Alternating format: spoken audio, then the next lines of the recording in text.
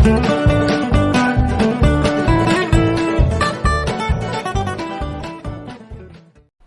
बच्चों, स्वागत है आपका।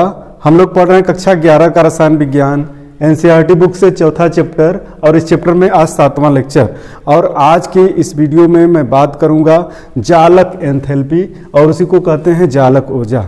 तो इस पॉइंट के बारे में, इस टॉपिक के बारे में मैं बात करने वाला हूं। इसके पहले वाली वीडियोस में मैंने आप लोगों को सहसंयोजक बंध, वैद्युत संयोजक बंध और उप सहसंयोजक बंध, ये तीनों बंध किस तरह से बनते हैं, तीनों तरह के बंध पढ़ा चुका हूं।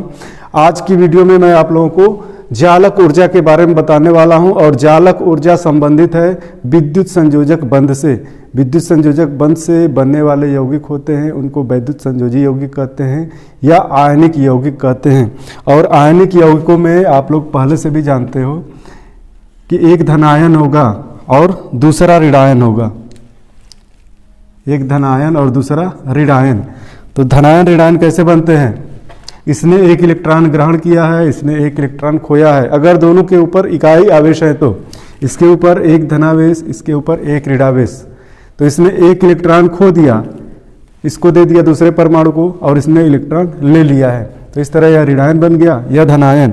और दोनों ही आपस में आकर्षण के कारण एक दूसरे के नज़दीक आ जाते हैं और स्थिर वैद्युत बलों के द्वारा बंधे होते हैं। ये चीज़ बता दिया। तो इस तरह से नज़दीक आ जाते हैं। धनायन छोटा होगा, ऋणायन बड़ा होगा, क्योंकि इलेक्ट्रॉन जब निकलता है तो धनायन का आकार कम होता है नाभिकीय आवेश बढ़ने के कारण, और ऋणायन बड़ा हो जाता है नाभिकीय आवेश घटने के कारण। तो इस तरह से वैद्युत संयोजी यौगिक बनता है। अब वैद्युत संयोजी यौगिक बन रहा है तो एक चीज़ आप लोग जानो कि कोई भी चीज़ अस्थायी रूप से बनती है तो वहाँ सिस्टम की एनर्जी कम होती है, यानी अभिकारकों से उत्पादों की ऊर्जा हमेशा कम होती है।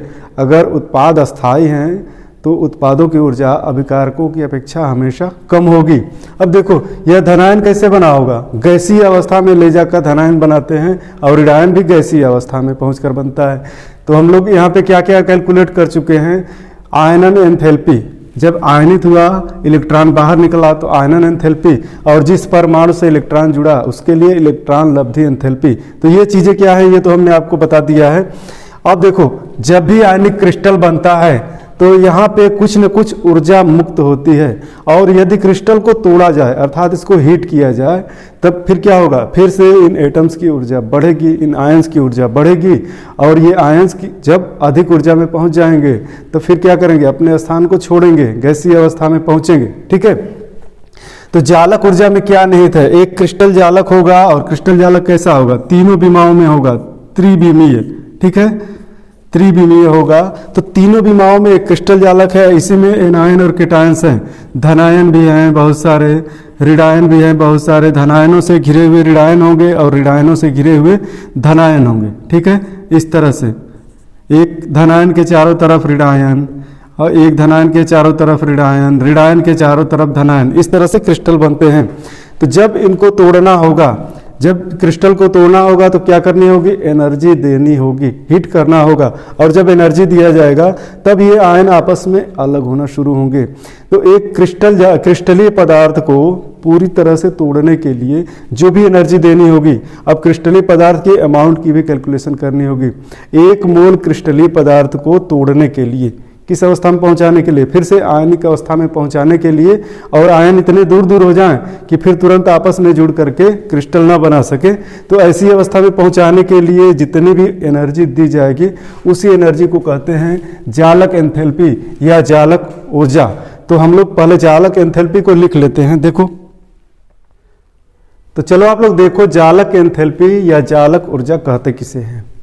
किसी एक मोल आयनिक ठोस को गैसीय अवस्था में घटक आयनों में पृथक करने के लिए आवश्यक ऊर्जा को उस ठोस यौगिक की जालक एंथैल्पी कहते हैं। तो यहाँ पे जालक एंथैल्पी क्लियर हो रही होगी आप लोगों को। मात्रा कितनी है? 1 मोल है। एग्जाम्पल भी लेंगे और ज़्यादा क्लियरिटी आएगी। देखो, 1 मोल आयनिक ठोस होगा, और उसको करना क्या है? जो घटक आयन है जिनसे मिलके वो ठोस बना है उनमें पृथक करने के लिए जितनी भी ऊर्जा देनी होगी, जितनी हीट देनी होगी, उस हीट की मात्रा को ही उस ठोस यौगिक की जालक एंथैल्पी कहते हैं। तो यहाँ एग्जाम्पल ले रहे हैं। देखो, उदाहरण के रूप में NaCl ले रहे हैं, NaCl सोडियम क्लोराइड की जालक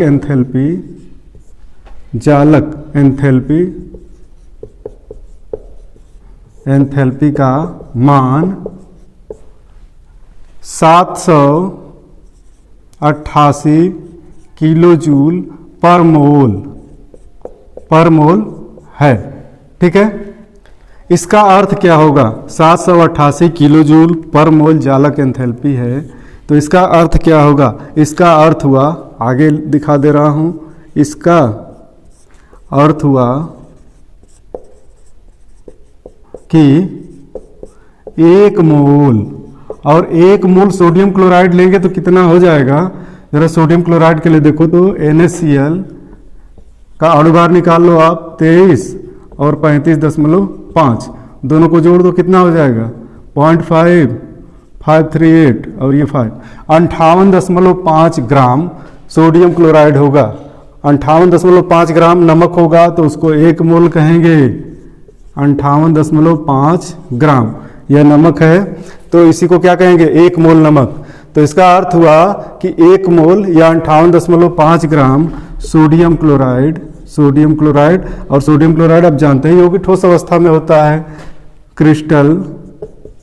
और क्रिस्टल का मतलब आप ये ना समझो कि इतने ग्राम का एक ही ठोस होगा, पाउडर के रूप में भी हो सकता है, वह भी ठोस ही रहता है। ठीक है, तो NaCl क्रिस्टल को इसके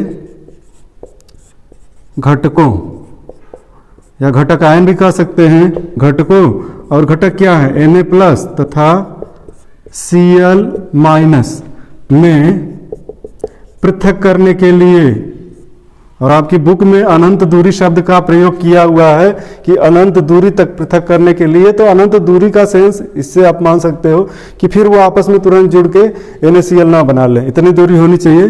तो उसके घटक आयनों में पृथक करने के लिए 788 किलो जूल ऊर्जा की आवश्यकता होगी। इतनी ऊर्जा देंगे तब जाके NaCl के घटक तत्व पृथक होंगे और गैसीय अवस्था में होंगे। आवश्यकता होगी लिख दे रहे, चाहे भी लिख सकते हो, आवश्यकता होगी। ठीक है, तो यहाँ पे जालक एंथैल्पी या जालक ऊर्जा किसे कहते हैं? क्लियरिटी आई होगी। क्लियरिटी आई हो तो फिर आप कमेंट में ज़रूर बताएं। मिलेंगे अगली वीडियो में। Thank you.